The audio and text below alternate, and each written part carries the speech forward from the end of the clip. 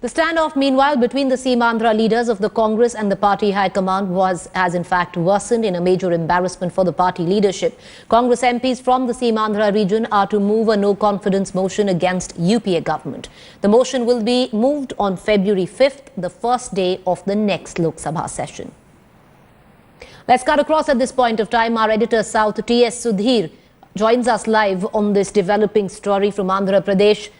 T.S., can you give us details, the modalities of all that's going on, considering now most MPs of the Congress are going to move a no-confidence motion when the Lok Sabha starts? Secondly, with all that's taking place in the background in Andhra Pradesh Congress unit.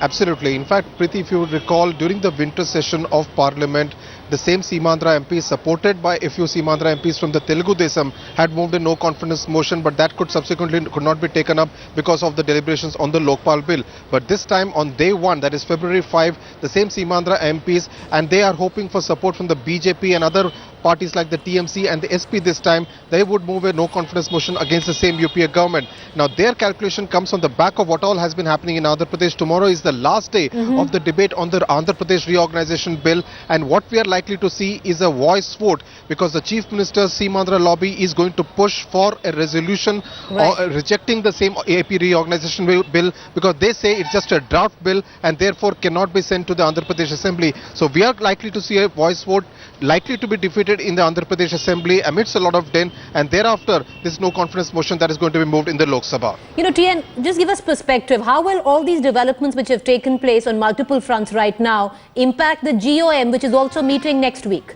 Yes, the GOM is essentially meeting because there are a lot of tinkering which is needed on this draft bill. What has been sent to the Andhra Pradesh Assembly does not have many of the details that the Assembly was actually seeking. So those have to be incorporated into the draft bill. Also remember, there are nearly 9,000 odd amendments which have been moved. So some of them probably will have to be incorporated before it can actually be placed before the cabinet and thereafter sent to Parliament. So the GOM will meet for a last time, most likely on the 4th of February, and the cabinet may have a look at this bill, which will be presented in Parliament on the 7th of February.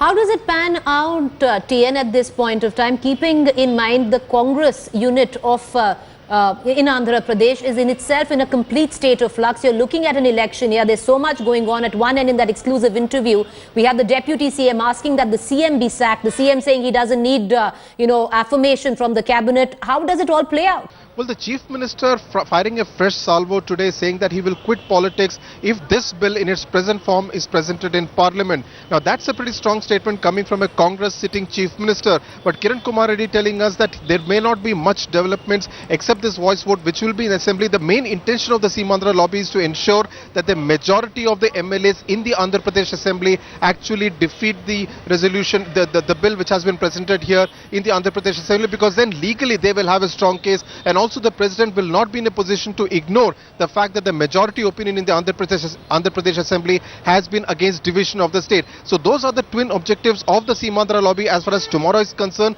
and after that they will actually sit together and look at what to do when it's actually sent to the cabinet and thereafter to Parliament.